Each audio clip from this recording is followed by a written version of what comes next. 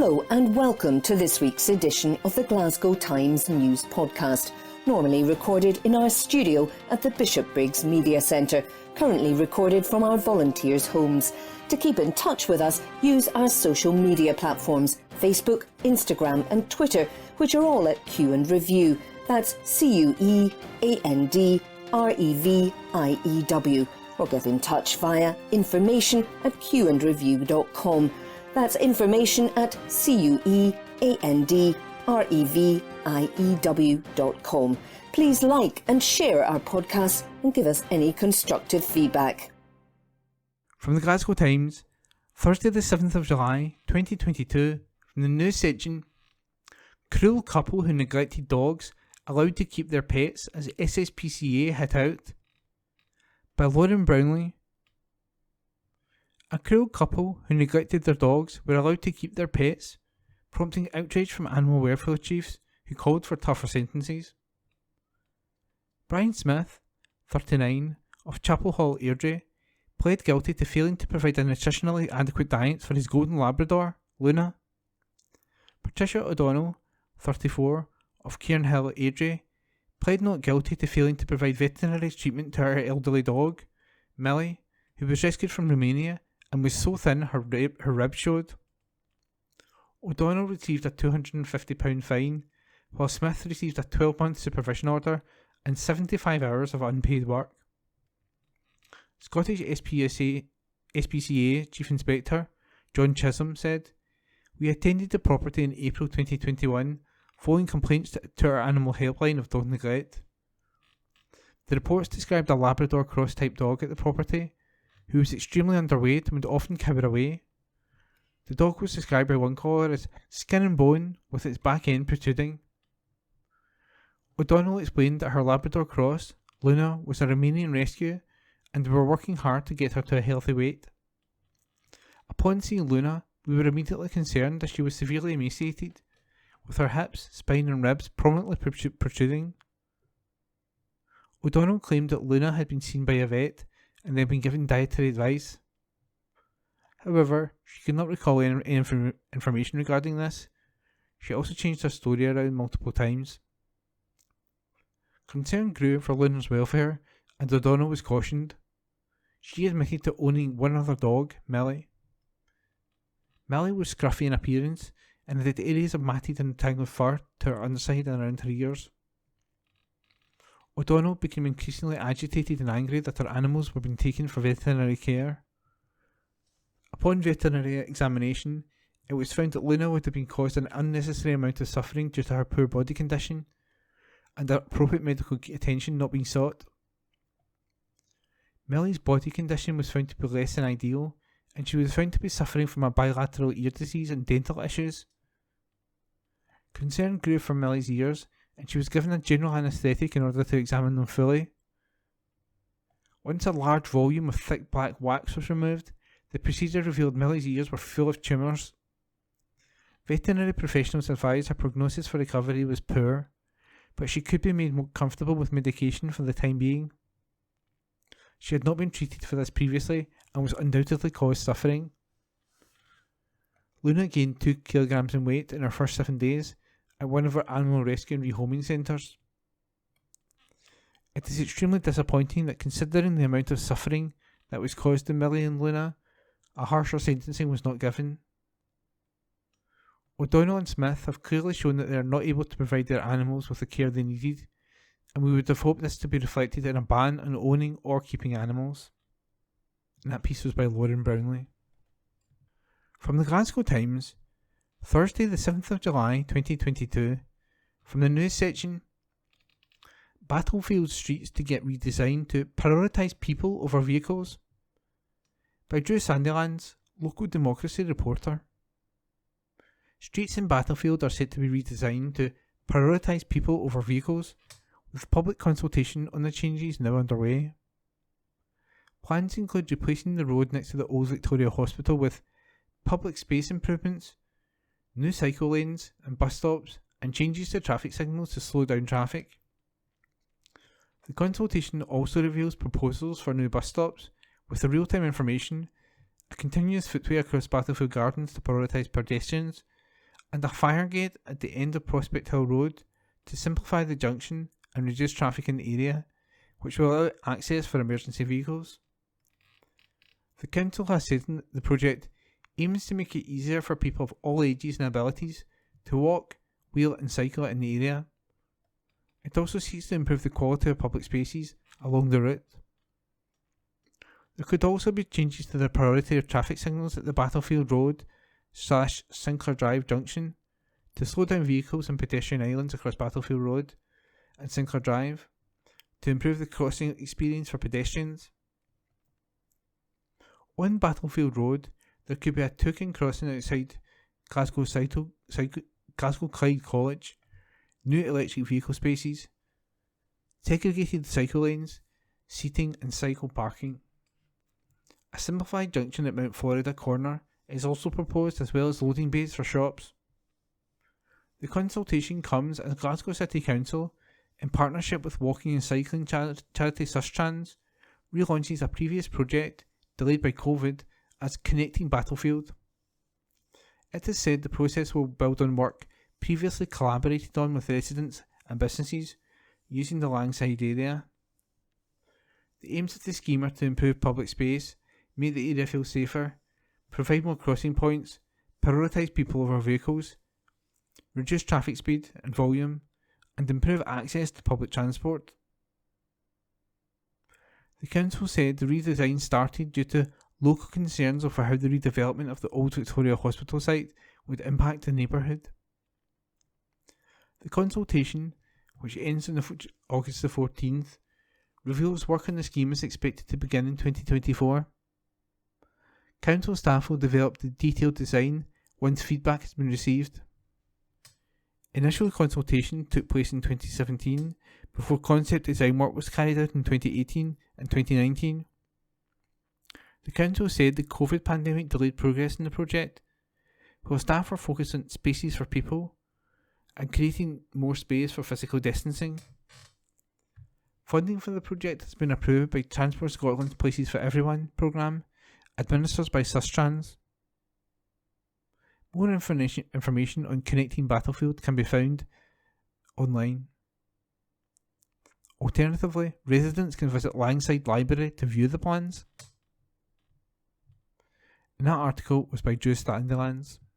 From the Glasgow Times, Thursday the 7th of July 2022, from the news section: Man, aged 22, raced to hospital after reported stabbing in North Glasgow.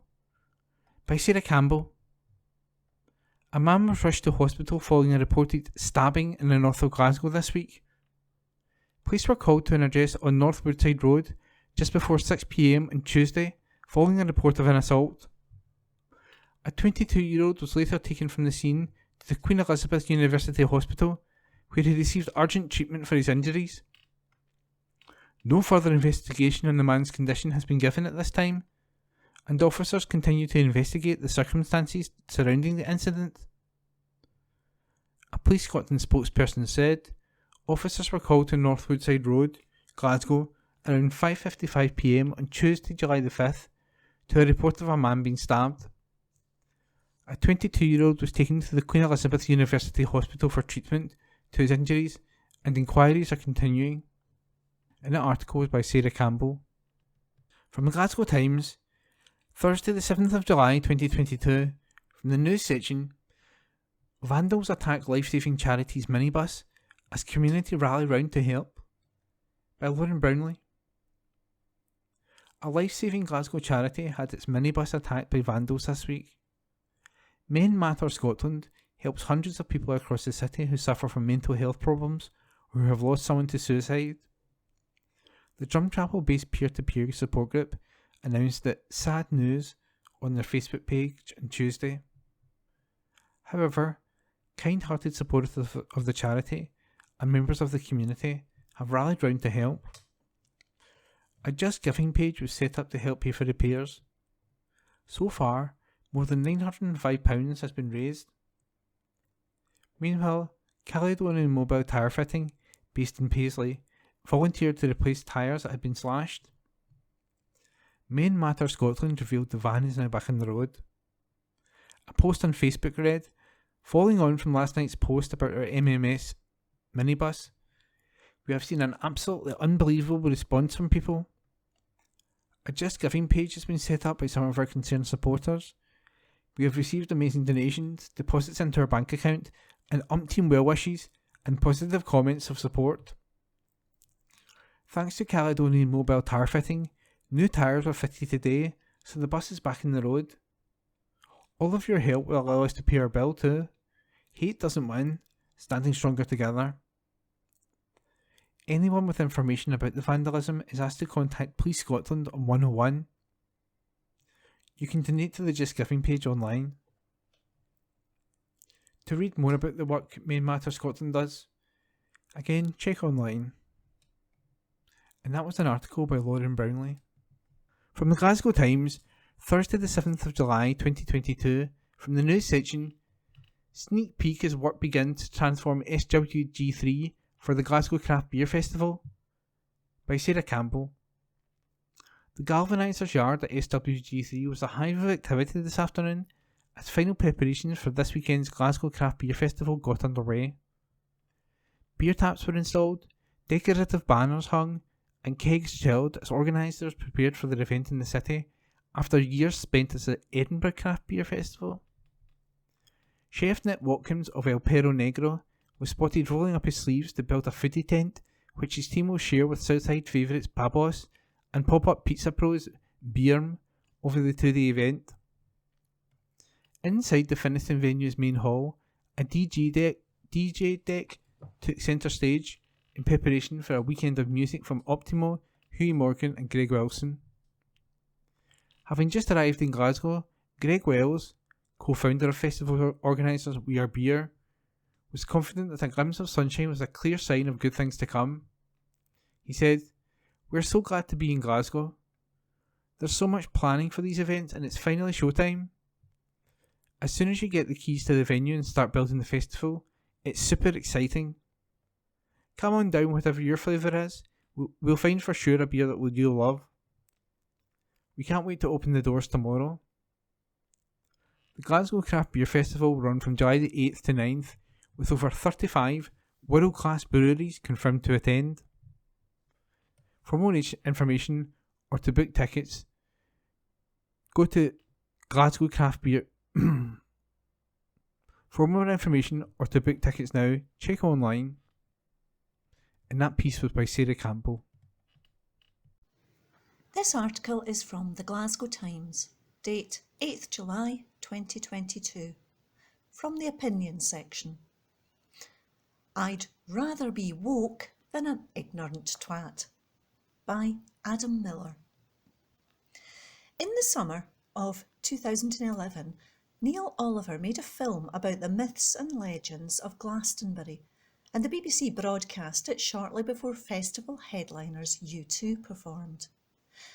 The television presenter recounted the moment on his Love Letters to the British Isles podcast in February 2021, the episode description for which declared, with a glint in his eye, he proudly tells us he was once the warm-up act to Bono and U2 on the Pyramid stage.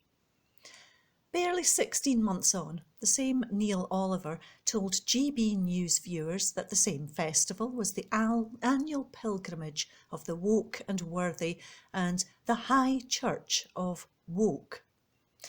His evidence for this? A few of the 200,000 attendees own electric cars. Well, I say the same Neil Oliver, but the image promoting that podcast featured a clean-shaven man with a smile on his face. Within 3 months, he had joined GB News and quickly settled into his role as a haunted, miserable, reactionary husk with the hairstyles of 90s Charlie Nicholas and the beard of 80s Charlie Manson. A pitiable existence, but an increasingly common one. It's impossible to move for grumpy old men sprinkling wokeness, wokeism and woke mob into every second sentence. Woke has historically meant staying alert to racial prejudice and discrimination. The use of childish Gambino's song Redbone and its Stay Woke chorus at the start of Jordan Peele's 2017 satirical horror Get Out foreshadowed the protagonist's need to be on his guard against threats based on his skin colour, and was a particularly effective example of woke being used properly. Now, though, the word has been divorced from its original definition and stripped of its meaning, used almost exclusively to mean thing I don't like. The only positive is the time it says. If you see someone using woke as a pejorative, you instantly know you can disregard everything they say about anything. The boy who cried woke, essentially. Woke provokes a visceral reaction in the kind of 57-year-old who would traditionally have been a dominant figure in neighbourhood watch groups and now posts several times a day on the Nextdoor app about suspicious behaviour from local teenagers. The sort of person who spends half their day asking, why is everyone so offended by everything, and the other half complaining about things that have offended them. Below are 8 very serious and important examples of woke, highlighted by the anti-woke mob. M&Ms. In January 2022, the Daily Mail proclaimed M&Ms go woke. The reason? In adverts for the confectionery, the green M&M now wears trainers instead of stilettos. Star Trek. Fox News took aim at the legendary sci-fi series in May 2022 after spin-off Strange New Worlds had the audacity to portray the January 6th US Capitol riots negatively. The Rolling Stones. Piers Morgan condemned Mick Jagger and Keith Richards in October 2021 for removing brown sugar from their set list. The Megan Observer accused them of pandering to a woke-fuelled narrative by no longer playing a 50-year-old ditty about a young black woman being sexually exploited by slave traders. The Labour Party. A November 2021 column in The Express claimed Labour are currently unelectable due to their implementation of the woke agenda. The Conservative Party. An October 2021 column in The Express claimed the Conservatives have abandoned free expression and now profit from radical wokeness. Fictional busters of ghosts. A December 2021 article on notorious American far-right website Breitbart lamented the 2016 Ghostbusters reboot on account of it supposedly seeking to infuse woke feminism into proceedings, apparently because there are female actors in it. Presumably, this was a betrayal of the all-male real-life Ghostbusters who famously saved New York City from a 112.5-foot marshmallow man in 1984. Lewis Hamilton. Jeremy Clarkson, the answer to a question only your uncle's asking. In recent years, Formula One superstar Lewis Hamilton has become a vocal in his support for progressive causes, prompting Clarkson to moan in November 2021 that Hamilton had decided to go woke and right on. Know your place and go vroom vroom for me, basically. Eastenders. In January 2022, TV critic Ali Ross happily put his name to a column containing these words. For the first 2 decades of this century, Islamist terrorists murdered Londoners at will, while Eastenders, a show which prides itself on reflecting real life, sat on its hands, looked the other way and did nothing. He added inevitably, it didn't fit the woke narrative, you see. Maybe Ross just got confused after seeing EastEnders star Danny Dyer's iconic tweet from September 10th, 2012, which read, "Can't believe it's been nearly 11 years since them slugs smashed into the Twin Towers. It still freaks my nut out to this day." Imagine you were sitting round the table and a family member expressed one of these opinions. You'd be mortified. I've devoted more than 800 words to this so far, but the whole woke issue was recently summed up neatly by national treasure Cathy Burke in just 13 words. I love being woke. It's much nicer than being an ignorant effing twat. That article was by Adam Miller. This article is from the Glasgow Times, date 8th July 2022, from the Lifestyle section. ITV Coronation Street star Kimberly Hart-Simpson reveals she has quit soap, by Kieran Doody. Coronation Street star Kimberly Hart-Simpson has confirmed she is quitting the cobbles and has already filmed her final scenes. The 35-year-old actress portrays Nikki Wheatley in the long-running ITV soap and is leaving the show for a second time as her current storyline draws to a close. The actress confirmed her latest exit when doing a Q&A with fans. One fan asked, "Why are you leaving Corrie?" Kimberly was quick to reveal the reason for her exit, as it was the question many fans wanted to know. She said, "OK, let's get this answered because it's heavy in the inbox.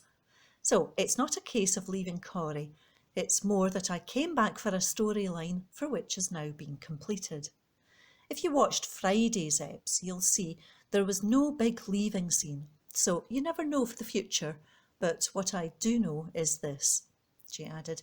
"I owe so much to Corrie and I absolutely love it there. The people, the vibe, the street. Life happens in chapters, and I'm looking forward to the next part." The actress first appeared in the show in 2020 as a love interest of Daniel Osborne. That article was by Kieran Doody. Glasgow Times News on Monday the 11th of July. Glasgow roads to close this week as filming starts on Bollywood blockbuster. An article written by Amanda Keenan, reporter. A string of busy Glasgow roads will be closed this week as filming starts on a Bollywood blockbuster.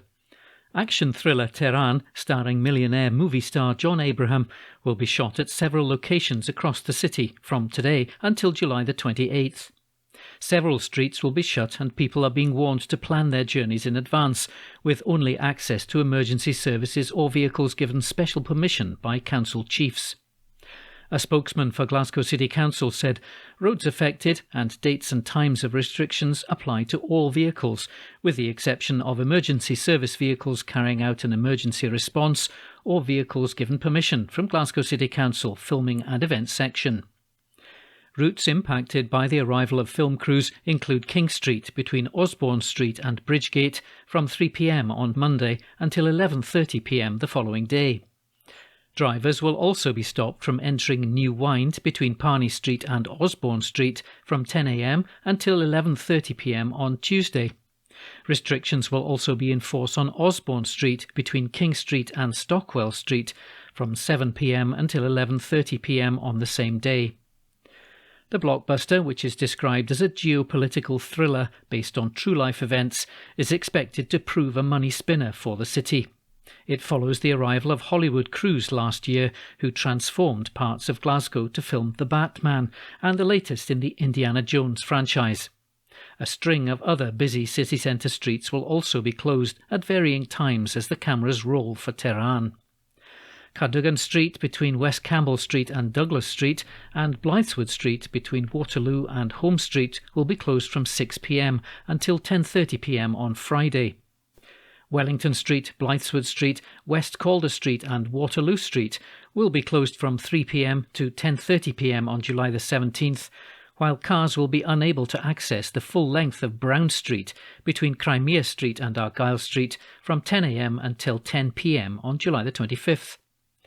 Wilson Street between Glassford Street, Virginia Street and Virgin Place will also be closed to traffic from 10 a.m. to 10 p.m. on July the 26th. And Bell Street between its junction with Albion Street and High Street will also be affected from 10 a.m. until 11:30 p.m. on July the 28th. An article written by Amanda Keenan. Glasgow Times News on Monday the 11th of July. Mum of murdered schoolgirl Paige Doherty hits out at vile internet trolls targeting the family. A front page article written by Amanda Keenan, reporter. Vile internet trolls have bombarded the mum of a murdered schoolgirl with sick messages about her other children. Pamela Munro, whose daughter Paige Doherty was just 15 when she was brutally killed by a Clydebank shop owner, has told how she's been the subject of twisted online abuse, prompting the heartbroken mother to call for a change in the law. Among the depraved messages sent to Pamela, who's 39, was one saying that her other children should kill themselves and another calling from them to be murdered. Pamela, who's welcomed 1-year-old Kalo into her family, is calling for tougher rules to stop trolls being able to torment innocent people from anonymous online social media accounts. Paige was killed by Twisted John Latham in his deli in March 2016. The 4'8" teenager was stabbed repeatedly as she fought bravely for her life. Pamela, who's also mum to Andrew, 16, Peyton, 11, Lucas, 6, Penny, 5, and 2-year-old Malachi said, "The messages my family receive on a regular basis are horrific. I've been told my kids are ugly, that they should be hit by a bus, that they deserve to die like Paige. Any time I post an update on my daughter's charity page, I receive a string of dreadful messages about myself or my children. The comments come from anonymous accounts and can't be identified easily. As a family, we've been through so much since Paige was taken from us. I don't know why any right-thinking person should set out to try and cause hurt to people who've already been through so much. We just want the messages to stop for good. I tell my children to ignore them and rise above them, but of course they're young and what they read has a terrible impact. We're a strong family and this won't break us, but it's incredibly difficult to cope with. I want to see tougher new laws introduced to catch and punish the people who send abuse online. Right now it's far too easy to hide behind a computer screen and to be unaccountable for what you write. It's about time something was done to introduce a proper deterrent. If people knew they were going to face the full weight of the law, they would think twice before hitting the send button." Pamela says she doesn't want to see any other families who've suffered tragedy or loss go through similar heartache at the hands of trolls.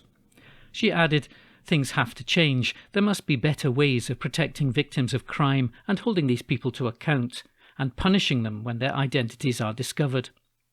Social media companies themselves need to look at better ways of policing their platforms."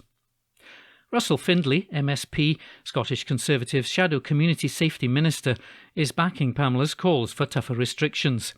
He said, "Having lost their beloved daughter to murder, the family of Paige Doherty have been subjected to vile and relentless online abuse. No family should have to suffer such poison, and I would urge Police Scotland to do whatever it can to identify those responsible and bring them to justice, which could surely deter others. These trolls are inadequate cowards who can easily hide their identities, which is why the UK government's online safety bill is so important, as it will force social media companies to stop anonymous users from spreading hate."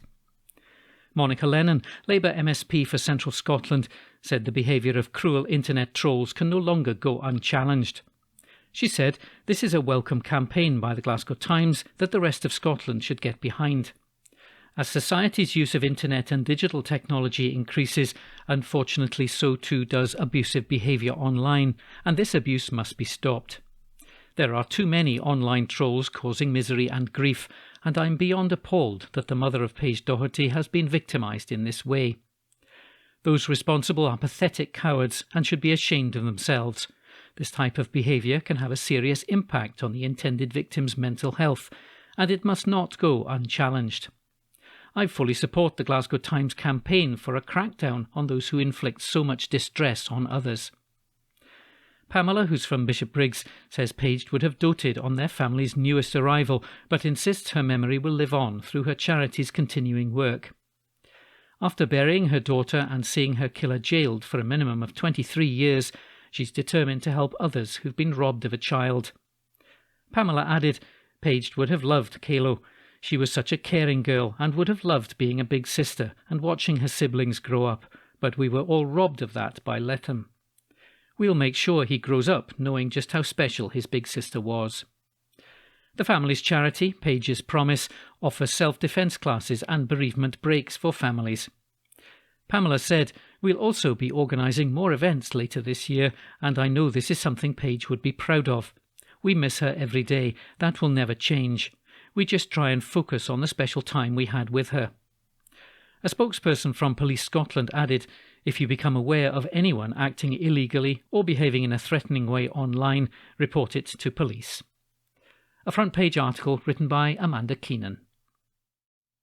Glasgow Times News on Monday the 11th of July.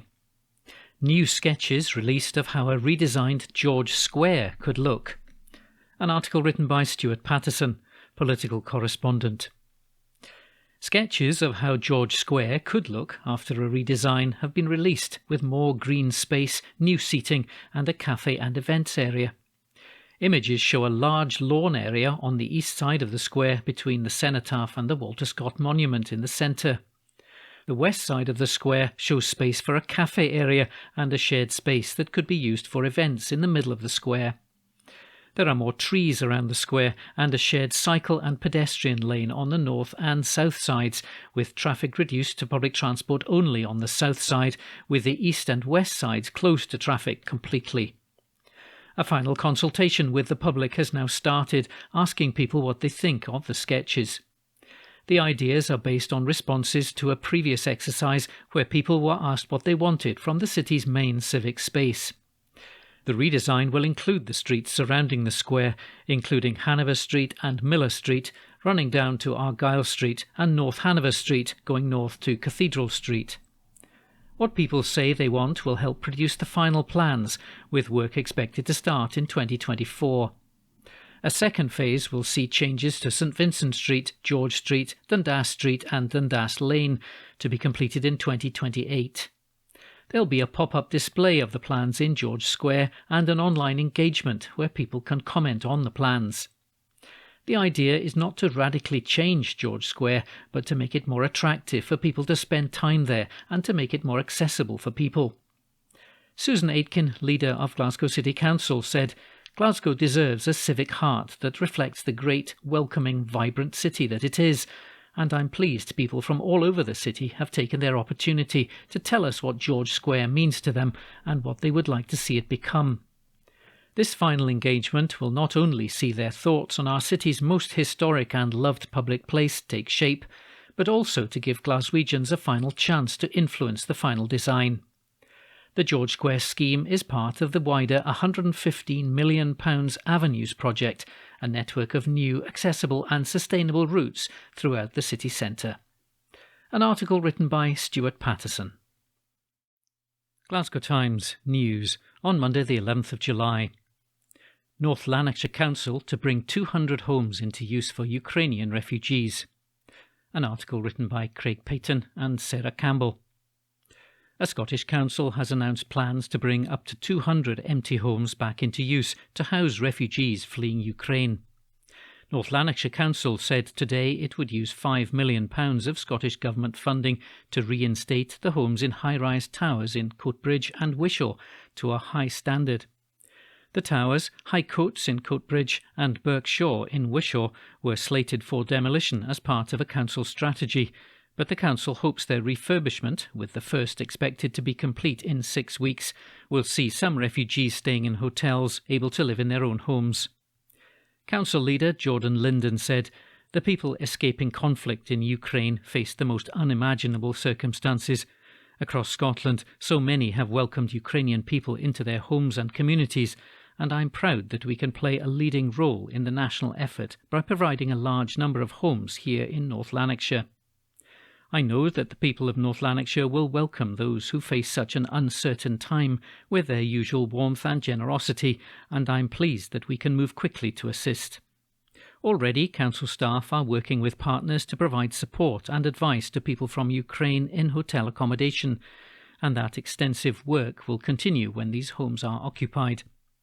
As Scotland's largest council landlord, we're well placed to deliver the reinstatement of these homes, and I look forward to welcoming people over the coming weeks.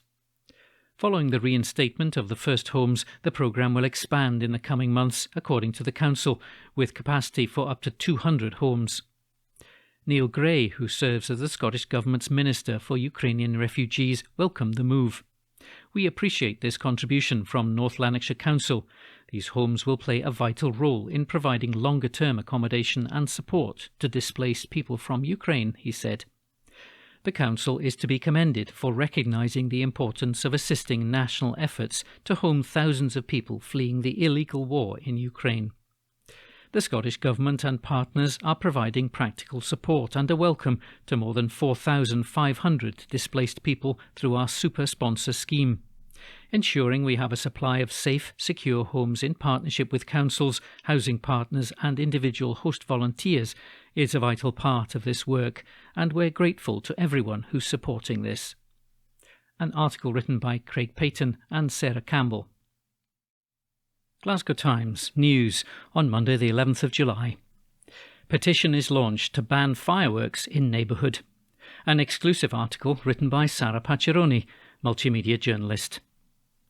A petition has been launched to introduce a no firework area in a neighbourhood in Glasgow's south side after firework riots. We previously reported residents of Pollokshields have been campaigning to ban fireworks from their neighbourhood. Late last month, they succeeded in pushing for a bill that will make streets across Scotland safer from pyrotechnics, including the powers for councils to establish firework control zones. However, the Scottish Government explained that the control zones will require further legislation and guidance before they can begin and operate to their full intended effect.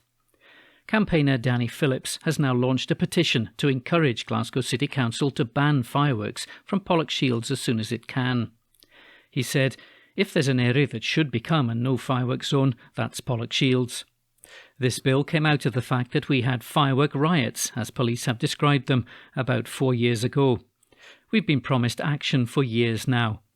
We're worried that the council is lagging behind and not taking this seriously. The Fireworks and Pyrotechnic Articles Scotland Bill passed last month and introduces a fireworks licensing system with mandatory safety training for anyone to purchase and use fireworks. It also introduces powers for local authorities to designate firework control zones. Campaigners want a control zone to be introduced in Pollokshields before Guy Fawkes, after terrifying scenes of firework misuse on Bonfire Night in 2018, when gangs set off pyrotechnics in the street, injuring a young child and firing rockets at police. "We've only got a few months to go before we need to get all that set up, and we've heard nothing," added Mr. Phillips. "We also need to know from the police that they're going to go around and that they're going to enforce it. We need to know what to do. What do we do if people do start setting off fireworks in Pollokshields? As a community, we need to show how angry we are about it and how important this is to people in the area. Sign the petition, get in touch with our councillors and just push this and get it over the line." However, enforcement of the law might not start until next year. Glasgow City Council said local authorities currently do not have the powers to enforce firework control zones. A spokesperson said, "The new legislation has not yet been enacted. Once it is, and guidance is available to local authorities, we will study it closely." A Scottish Government spokesperson said, "Work will now begin as a priority to implement the measures within the Fireworks and Pyrotechnic Articles Bill, recently passed by Parliament." The provisions on firework control zones will require further legislation and guidance before they can commence and operate to their full intended effect. Time will therefore be required, following royal assent, to prepare such legislation and for this to be scrutinised by the Scottish Parliament. It's therefore anticipated that the earliest it could commence is next year. Police Scotland said that it is aware of Pollokshields residents' concerns and will ensure appropriate plans are in place before Bonfire Night for deterring and detecting any offences. Inspector Kenny Smith said the new regulations relating to the sale of fireworks have been introduced following continued multi-agency discussion on how to appropriately address antisocial behaviour where fireworks are involved, while at the same time ensuring that communities feel safe. Policing alone cannot tackle fireworks-related disorder, and parents and guardians of young people have a vital role to play by having very frank conversations with those in your care about the risks of getting involved in criminal activity with fireworks. We'll do all that we can to prevent these incidents occurring in the first place, but should they happen, we will respond in whatever means necessary to protect the public. An exclusive article written by Sarah Pacciaroni. Glasgow Times News on Monday the 11th of July. Plea for library to get its hours back to normal. An article written by Sarah Hilly and read by Howell. A library with the joint worst operating hours in Glasgow needs to fix its staffing problems, a councillor has claimed. Springburn Library is only open on Monday, Tuesday and Saturday, and has also experienced a string of sudden closures. Glasgow Life, which runs the facility, said there have been recruitment issues and staff absences. Local Labour councillor Thomas Ranachan said teenagers from the Springburn Youth Forum have warned that exam pupils missed being able to access the internet at the library.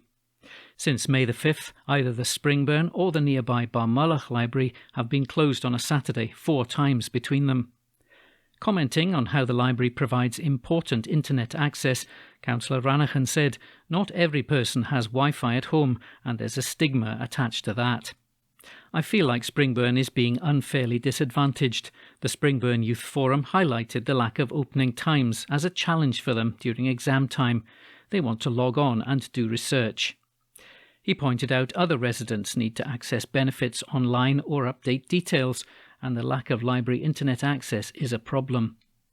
Councillor Ranachan continued, "The library is well located and is a focal point in Springburn. It's well used by people of all ages. Not having it is depriving people of help they need to get their lives back to normal following the pandemic. For some, that's finding a job or accessing a benefit. There's a sense of frustration here." He added, Springburn Library has the joint worst opening times in the city. A spokesperson for Glasgow Life said, "We're working hard to return all of Glasgow's libraries to pre-pandemic opening hours as quickly as possible. We had hoped to achieve this by the end of June, but like many sectors, we're experiencing recruitment challenges.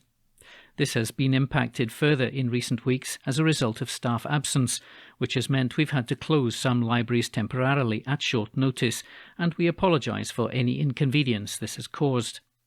We're still recruiting, and while it's taking slightly longer than we had anticipated, we expect to be able to return to pre-pandemic hours by the end of this month. We'll share more updates on our social media channels in the coming weeks." An article written by Sarah Hilly. Glasgow Times News on Monday the 11th of July. Peaceful show of solidarity to take place for women in the USA. An article written by Sarah Campbell, digital journalist. A peaceful protest will take place in Glasgow this month following the overturning of the Roe v. Wade case in America. Similar protests have already taken place across the UK as the devastating decision to scrap the constitutional right to abortion in the United States received widespread condemnation. This Saturday, people are invited to gather at George Square to show solidarity with the women in roughly half of all United States states who will be subject to abortion bans. Co-organiser of the event, Leanne McMullen, who's 25, said, "What's happening in America is disgusting. No woman should feel like she doesn't have rights to her own body. We're hoping for a good turnout and will give everyone the chance to say their piece. We already have a few women who want to talk about their experiences and tell us why it's important to protest. Even if you don't want to speak, everyone is welcome to come down and stand with us." Leanne will lead the protest alongside Brona Megahy after the pair met in a group chat dedicated to organising similar events across the UK. The peaceful protest for women's rights will take place on July the 16th at 1 p.m. An article written by Sarah Campbell. Glasgow Times News on Monday the 11th of July. ScotRail's fare deal slammed as less than 1% of tickets eligible. An article written by Stuart Patterson, political correspondent. Fewer than 1% of rail tickets were eligible for a half-price discount scheme to encourage people to use the trains more, according to Labour. Details obtained by the Labour Party under Freedom of Information found that 0.88% of all tickets sold during the period were discounted. The scheme was in place for 3 weeks during May. Transport Scotland said it was a short-term measure and thousands of journeys were made by train that wouldn't have been. There were 13,639 tickets bought under the half-price discount. The information supplied also showed there were 1,550,773 tickets sold in total. Labour said there were too many restrictions on the discount tickets, with peak trains and weekend services not eligible. Tickets bought at railway stations were also not eligible for the discount, the party said. Rhoda Grant, Scottish Labour Chief Whip, said, "This farcical scheme lays bare the gulf between the SNP spin and reality. People desperately needed a lifeline during the cost of living crisis, but this pitiful response is the best the SNP could muster. This was a pathetic attempt to chase a headline on the cheap, not a serious attempt to tackle rip-off fares and support our railways. This is a damning symbol of the SNP's lack of ambition for our publicly owned railways, which have fallen into chaos as a result of the SNP's relentless incompetence." A Transport Scotland spokesperson said, "As we stated at the time, this promotion was an early measure ScotRail was implementing to reduce the cost of rail travel on a promotional short-term basis.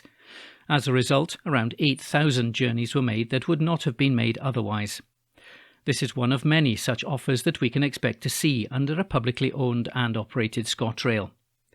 We're committed to ensuring that rail fares are affordable for passengers and taxpayers across Scotland, and are progressing our Fair Fares review to ensure a sustainable and integrated approach to public transport fares." An article written by Stuart Patterson. Glasgow Times News on Monday the 11th of July. SNP Deputy Leader backs Ian Blackford. An article written by Tom Torrance. The SNP's Deputy Leader has said he has full confidence in Ian Blackford after how he handled a complaint made against one of his MPs. The party's Westminster leader has drawn criticism in the wake of an independent investigation finding that Patrick Grady had acted inappropriately towards a member of SNP staff while drunk in 2016. Mr Grady was suspended from the House of Commons for 2 days as a result of the probe, with the party whip removed until the suspension had been served. A recording was released from an SNP group meeting where Mr Blackford could be heard urging colleagues to support Mr Grady. Speaking on the BBC Sunday show, Keith Brown, who added his apology to the victim, said he retained confidence in Mr Blackford's leadership. It is the case that Ian Blackford has said he will look to make changes in relation to how these situations are dealt with, he said. It's very important that lessons are learned and that improvements are made. An article written by Tom Torrance. Glasgow Times News on Monday the 11th of July. Teens raised funds for friend to get a new prosthetic leg. An article written by Kirsty Fearick. Teenagers cheered up their pal who had his leg amputated by raising thousands for a cancer charity.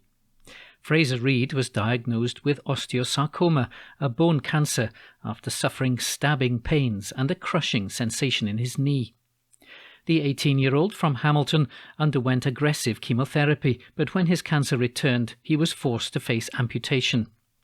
Now his friends have raised £2,700 by climbing up Tinto Hill for the Beatson Cancer Charity. Ria Brady was one pal who helped organise the climb after being inspired by Fraser's determination. The 19-year-old from Hamilton said, "We started at 10 a.m. and got up to the top around 11 a.m. It was a great day out, knowing we were doing something for an amazing charity who helped our friend. It motivated us all to get to the top. It was great that Fraser met us all at the bottom of the hill. I wanted to do a fundraiser to raise money for the Beatson, just to give back for everything that they've done for Fraser, as that's where he went for treatment. I thought it would be great for Fraser to see that we were up for doing anything we could to give back. When I told him that I was raising money for Beatson and getting all his friends involved, it really cheered him up, knowing we were all behind him as he found out he was fighting cancer for the second time. The Beatson was a great support too. The charity emailed me to give their thanks for choosing them to raise money for and offered all their help to give us tops, flags and banners. We previously reported that Fraser is tortured every day by phantom pains after having his leg amputated. He's adjusting to life after the amputation and is focusing on staying positive while dealing with excruciating pain. Now, following his amputation, his pals have rallied round to help him pay for a prosthetic leg. they've set up a crowdfunder with a £15,000 goal to help Fraser adjust to his new life. Fraser previously told the Glasgow Times, "Life since amputation is not fun. Torture every day with phantom pains. It's torment because nothing seems to help. I still continue to crack jokes and try to smile though." An article written by Kirsty Feerick. Glasgow Times News on Monday the 11th of July. Train strike ballot results to be announced today. An article written by Joshua Searle, SEO journalist. The threat of huge disruption to rail services is set to increase today when the results of strike ballots by drivers are announced. Members of the drivers' union ASLEF at 8 train companies have been voting on whether to launch campaigns of industrial action over pay. The outcome could lead to walkouts over the summer following strikes by the Rail, Maritime and Transport or RMT union last month, which crippled services. Talks between the RMT and rail companies are set to resume this week. The ASLEF ballot results are among drivers at Chiltern, GWR, LNER, London Overground, Northern, South Eastern, TransPennine and West Midlands rail companies. The Transport Salaried Staff Association is also balloting its members at Network Rail and a number of train operators in England for industrial action. Mick Whelan, General Secretary of ASLEF, said, "Strike action is always the last resort for this trade union, but many of our members have not had a pay rise since 2019. We'll fight to maintain the pay, terms and conditions and the pensions of our members. The train companies are doing very well out of Britain's railways, with handsome profits, dividends for shareholders and big salaries for managers, and train drivers are not going to work longer for less. We're not asking for a pay rise, we're asking for our pay not to be cut for a third year in a row. We've accepted real terms pay cuts for 2 or 3 years now, but whilst huge sums of money continue to slosh around our industry, we won't accept another cut for another year. Wage increases aren't the main cause of inflation, excess profiteering is. Wages are chasing inflation, not causing it. Our members were proud to get fellow key workers and essential goods around the country during the pandemic. We're proud to continue to serve passengers as they come back to our railway, but our hard-working rail workers will not accept real terms pay cuts year after year. We're happy to talk to anyone who can resolve this situation, but the government is restricting what the operators can offer and then refusing to get involved in negotiation. They have no interest in finding a resolution." An article written by Joshua Searle. From the Glasgow Times of Tuesday the 12th of July 2022, from the opinion section, Katrina Stewart, where transmit crowds right to chant "fuck the Tories." On the other side of the Clyde, a chant was cutting across the river following those of us walking away from Glasgow Green. It penetrated across to the south side of the city and back over the East End, reaching sideways to the Merchant City. It was, to cut a long story short, piercing everywhere. The night was turning dark blue as the daylight faded, but the air was being turned metaphorically blue from the repeated words, "Fuck the Tories," over and over, over and over. If there was a theme to this weekend's Transmit Festival, it was that, a verbal 2 fingers up to the Conservatives and all they currently stand for. It came from the bands on stage. Wet Leg, an Isle of Wight pop group currently delighting the charts with a quirky double entendre-laden song, whispered it into a microphone. Jamie Webster, fresh from trying the same trick at Glastonbury last month, yelled the phrase at his audience to delighted response. Sam Fender did the same, as did Maximo Park. Artists from across the UK were united in repeating the slogan, and the crowd was just as invested. During the 3-day festival, the chant could be heard across the site at regular intervals, someone starting it off and others needing no encouragement to keep it going. By Sunday afternoon, some entrepreneurial wag had commissioned blue bucket hats with "Tory scum" printed in white on the front, and these were perched on heads bobbing about the festival site. I've been covering Tea in the Park and then Transmit since 2008, and it's the first time the event has had anything like such a political theme. Politics and music go hand in hand, of course. Music is political. It's impossible to separate the two. Even the mainstream music and chart hits of a festival like Transmit. Writing music, performing it, and how the audience receives it are all acts that exist in the same space as the current political and social trends of the day. Songs, often especially pop songs, are an exploration of feelings and realities that are influenced by the experience of those who write them. And we are all affected by politics. Glastonbury has had its headline political moments. Jeremy Corbyn on the main pyramid stage in 2017, making a speech about unity, obviously springs to mind. It's 5 years since the veteran Channel 4 broadcaster Jon Snow had a brief lapse in memory after being accused of shouting "fuck the Tories" while having his photo taken with a group of admirers at Glastonbury. The now 74-year-old claimed to be unable to remember if it was true or not, generating admiring and chiding headlines depending on the publication writing them. That seems like nothing more than a bit of a tease now, given how comprehensively the political party was being battered this weekend in Glasgow. The city, famously, is not Tory blue, it's a left-leaning place. Transmit is full of young people who are instinctively anti-Tory and align themselves more naturally with socialist principles. It is also, of course, full of musicians who also tend to cleave to the left. So it would be almost beyond the scope of human endeavour to imagine what the Conservatives might have to achieve in order to earn favourable chants sung about them at a festival in Glasgow. While reluctant to quote Boris Johnson, a lot of the relentless singing this weekend will have been the herd mentality he mentioned in his leaving speech last week. Much of it will have been the result of festival goers being nicely well refreshed and not entirely at their best critical thinking selves. For singers, it's cheap and fast audience engagement. A quick "fuck the Tories" is guaranteed to get the people going and elicit an encouraging cheer. It's not quite a statistically significant sample, but I asked a few people on site over the weekend why exactly they thought the Tories should be dealt with in such a manner. The responses fell under a loose umbrella that could be summarised as "because they're bad." It's a tricky thing, looking for nuanced views at a music festival.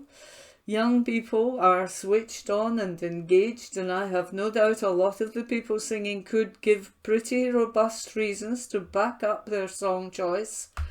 At the same time, they're at a music festival and don't want to justify themselves to some woman asking them questions when they're merely trying to have fun. The current list of reasons one might give for disliking the present crop of Conservatives is rich, long and varied. Where to start, really? While it's good to see politics enter a mainstream cultural event, the chanting is useful for little else than letting off steam. Not that that's a bad thing, but chanting mindless slogans often doesn't take us very far.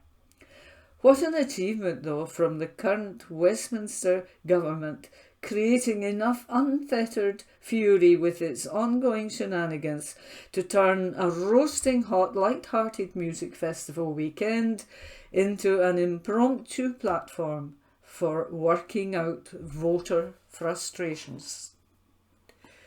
This article was by Katrina Stewart from the Glasgow Times of Tuesday the 12th of July 2022, from the opinion section, City of Science, Making Sense of Numbers. Numbers are all around us. The date, the time, prices, ID numbers, they're everywhere. To say life would be difficult without numbers would be an understatement. A functional society would simply not exist. So where did numbers come from? Why are they written the way they are? How did we get here with them? To answer these questions, let's go back in time and see how numbers went hand in hand with the birth of humanity and everything thereafter. Historical origins. Humans have always understood the concept of quantities. The earliest numerical systems were based on tally marks, going as far back as prehistoric times, based on marks found in bones and rocks. Ancient societies followed suit for smaller figures, but began to adopt special characters to represent larger numbers, removing the head-aching inefficiency of writing out 100 lines. To name a few examples, the Egyptians used tally mark lines for numbers 1 to 9 and hieroglyphs to represent numbers larger than this, including a kneeling person for 1,000,000. The Minoans, precursors to the ancient Greeks, used a combination of lines, circles and grid-like characters to represent tens, hundreds and thousands respectively. The Romans had their well-known numeral system that you can still see used every now and then to this day. V is used to represent 5, X for 10, C for 100 and M for 1,000. Invention of the modern numerical system. Meanwhile, in India, a whole different numeral system that allowed for the expression of very large numbers was being developed. It enabled any number to be expressed with any combination of 9 glyphs, with use of the number 0 to express larger numbers and decimals to express fractional quantities. Sound familiar?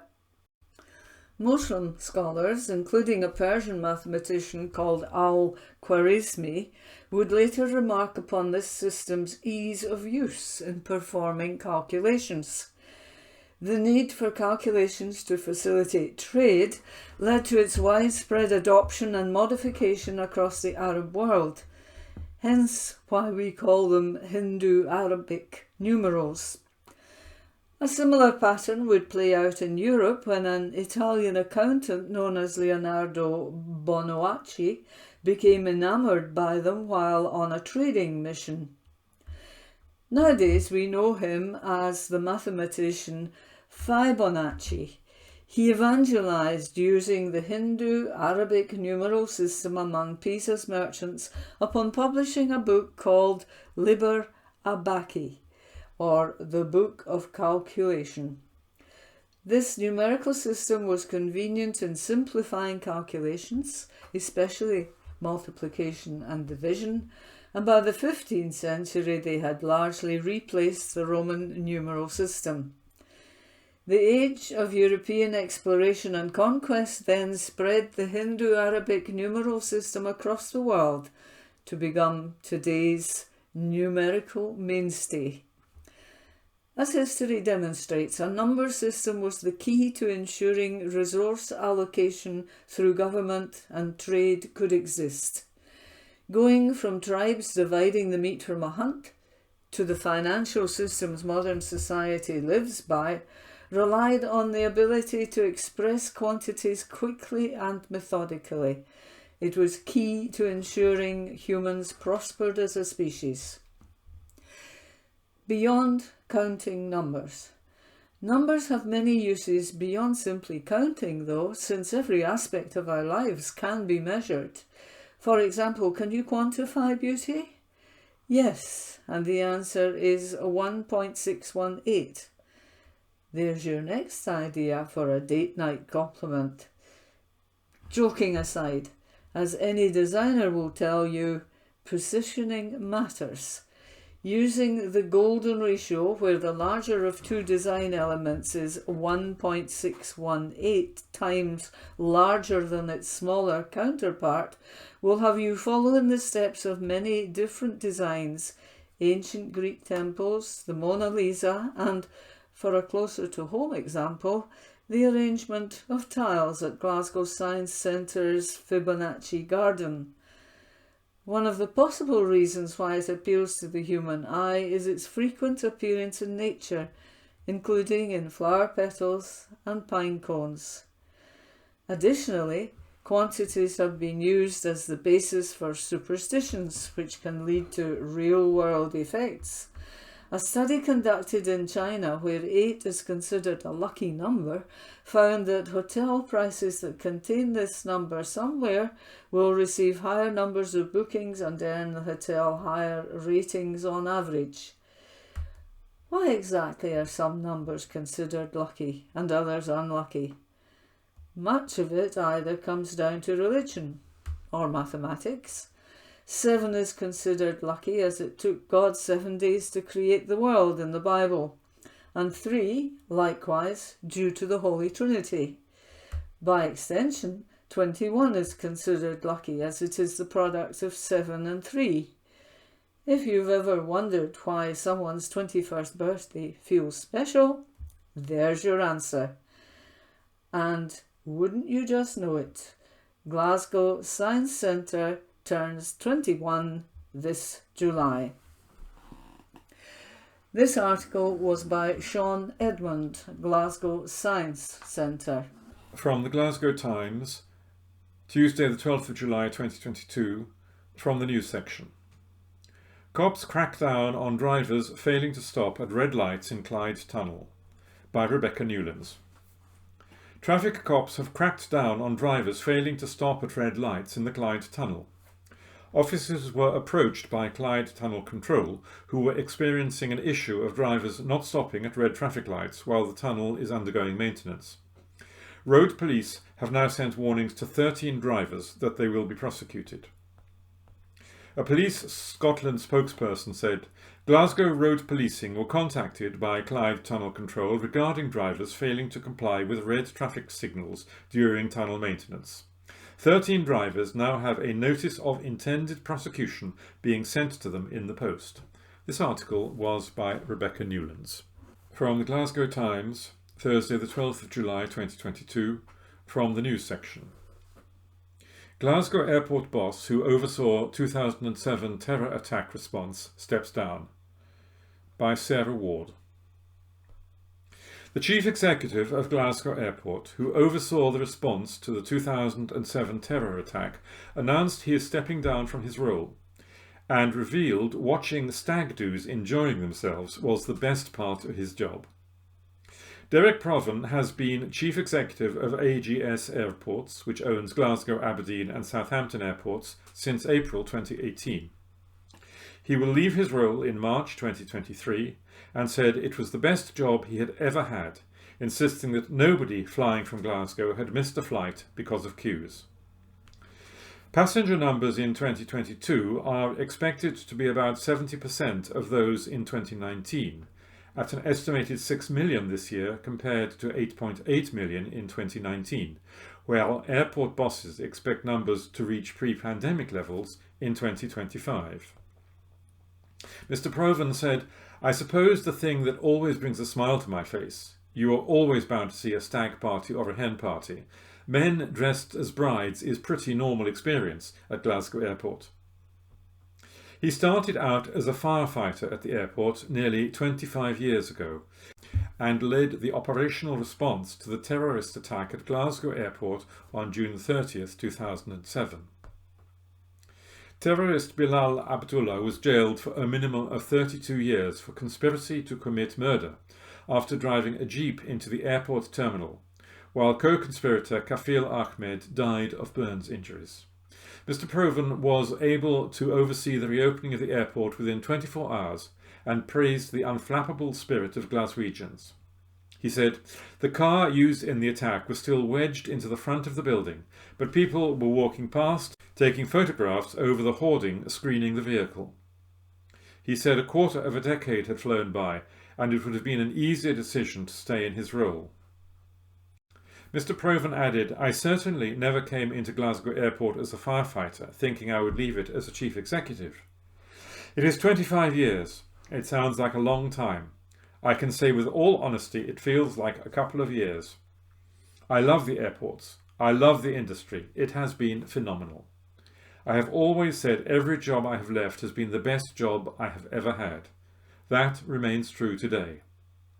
This is my decision now to leave the business, and I have to say it is probably one of the most difficult decisions I have made, primarily because the easiest decision would be to stay. I love AGS, the business, and I love the people that work within it. That is what makes it so difficult to make the decision. When I leave, it will be almost 25 years since I started. For me, that seemed like a natural milestone to pursue new challenges outside executive management. If I were staying in executive management, I would stay in AGS. Chairman of AGS, Lena Wilson, said, "On behalf of the board, I would like to thank Derek for his leadership and unwavering commitment to AGS. Not only has he navigated AGS through the recent downturn, which brought much of our industry to a standstill, he has fostered extremely positive relationships with local and national government, and perhaps more importantly, with all our employees.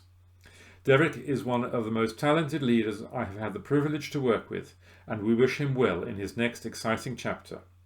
We are grateful that he has agreed to remain in post as we work to appoint a successor." From the Glasgow Times, Tuesday the 12th of April 2022, from the news section. Man sentenced for sexually assaulting woman at Buchanan Street subway in Glasgow. By Rebecca Newlands. A man has been sentenced after he sexually assaulted a woman at a subway station in Glasgow. Alistair Macmillan approached a woman on the stairs of the Buchanan Street station and assaulted her while making indecent sexual comments to her. The incident occurred on the 10th of August 2021. The 38-year-old then handed himself in to British Transport Police after a full investigation, and a media appeal was launched when the woman complained. Macmillan of Priorscroft in Torfichan was sentenced at Glasgow Sheriff Court on Friday, July the 8th for Section 3 Sexual Offences (Scotland 2009) and Section 7 Sexual Offences Scotland 2009 for communicating indecently. He was given a community payback order for a year and ordered to pay £1,000 in compensation. BTP Detective Constable Andrew Shield said, "Sexual offending will absolutely not be tolerated on the rail network. Everyone has the right to travel and feel safe. We will always take reports of sexual offences seriously when they are reported to us." In this case, following our media appeal, Macmillan handed himself in to the police. We were then able to bring him before the courts. If you are ever a victim of a sexual offence or sexual harassment on the railway network, you can text us discreetly on 61016 or call 0800 40 50 40. In an emergency, always call 999. This article was by Rebecca Newlands. From the Glasgow Times, Wednesday the 13th of July 2022, from the news section. Comedian Alan Carr gives fans update after collapsing on stage in Glasgow. By Rebecca Newlands. Comedian Alan Carr has given fans an update after he collapsed on stage in Glasgow. The 46-year-old was performing at the King's Theatre on his regional trinket tour on Sunday evening when he fell on stage. Now he has taken to social media to explain what happened to reassure fans that he will be okay. He said in a video post, "I've been performing up in Glasgow and there's a bit in my routine where I pretend to be Jason Statham. I high-kicked and I got the worst cramp ever. Oh my god, it was shooting pains and I was rolling around on the floor and people thought it was part of the act." He explained that he managed to finish the show after his manager slipped him a crutch and has since taken ibuprofen. Carr later posted a picture of himself on stage holding the crutch and told fans he had torn his calf. He said, "It's still sore and I'm still limping, but it could have been a lot worse. Phew." Friends and fans shared their sympathies and well wishes for the chatty man, including Vanessa Phelps, who commented, "Phew, speedy recovery." Comedian Kevin Bridges added, "What a legend." And that piece was by Rebecca Newlands. From the Glasgow Times, Wednesday the 13th of July 2022, from the news section. Former drug addict turned pastor graduates from university after turning life around. Report by Amanda Keenan.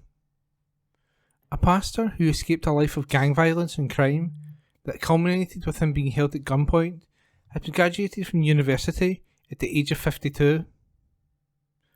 Stuart Patterson went from being offered a scholarship at a top Glasgow school, Hutcheson's Grammar, to dropping out of education at 15 and sliding into a life of drugs, drink and violence.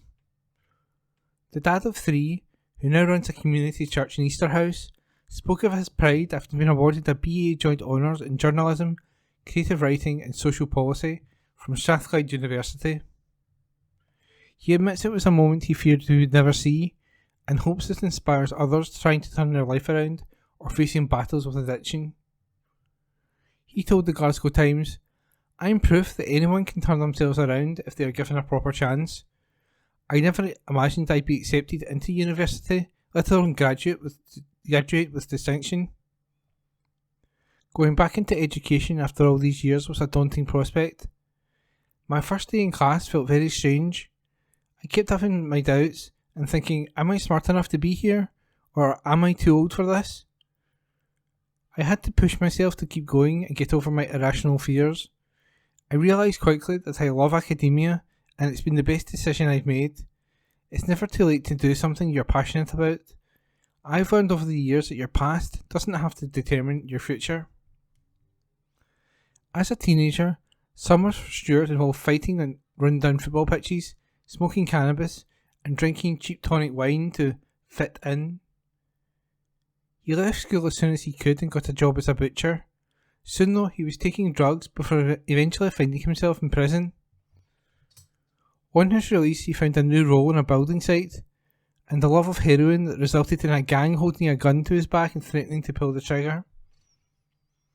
The moment his demons almost cost him his life proved to be a wake-up call to Stuart, who, at 27, knew something had to change before he found himself dead. Stuart, who now lives in Paisley, said, "I was always book smart and my parents were delighted when I was given a scholarship to a private school. It soon became clear that the books would cost a lot of money that my family just didn't have. I felt insecure and started to develop a lot of self-doubt, thinking I didn't belong in a posh school. I remember hearing my parents arguing about the cost of books, and I just decided to drop out. I spent my time instead riding the subway or playing with toy cars in a field. I started smoking cannabis, and before too long, I was taking hard drugs. The gangs I would hang around with became like family to me. They knew I was smart and wasting myself, and they would say, 'You've got to pull yourself together and do something with your life.'" He added, "I knew deep down they were right, but they had no clue how to change things. I felt stuck in a spiral of addiction, but I needed help to quit. The only thing I cared about was getting £10 to score drugs. Nothing else mattered to me. When my mum finally persuaded me to talk to a minister, I only agreed to keep her happy. We prayed together and something changed in me. For the first time in years, I wasn't thinking about drugs. I wanted to get clean and get my life back. I found God and started to think about how I could help others rather than myself." He believes that moment changed his life and now devotes his time to helping others struggling with addiction. He added, "People think Easterhouse has a terrible reputation for poverty and crime. In fact, it's one of the best places around. People go out of their way to help one another, and it's about time work was done to help it move away from the negative way it's viewed. I'm fiercely proud to be from Easterhouse. It is a place with its problems, but it also has an incredible sense of community. In its own way, it made me who I am and what I am today." And that report was by Amanda Keenan. From the Glasgow Times, Wednesday the 13th of July 2022. From the news section, exclusive, "That is a serious knife. Man in the street with blade caused East End large-scale disturbance." By Katrina Stewart, columnist and reporter. A sheriff gave a last chance to a man who caused a large-scale disturbance on an East End street with a serious kitchen knife. Evan Delaney was warned about his behaviour by Sheriff Vincent Lunny when he appeared at Glasgow Sheriff Court last week. The court was told how, around 5:15 p.m. on October 17th, 2020, police were called to Bartybeath Road in Wellhouse due to an ongoing disturbance. Witnesses had reported Delaney standing in the street holding a kitchen knife. The 24-year-old used it to damage a hire car that was parked in the street, the Deputy Fiscal said. Witnesses refused to give statements to the police, but did provide them with photographs taken of Mr. Delaney standing on the pavement holding a knife in his right hand. Police searched for him, but he was not traced at that point. But then, around 7:20 p.m, a second call was made to police concerning a large-scale disturbance. Delaney, from Newark Hill, was found causing further damage to the car by ripping off both wing mirrors.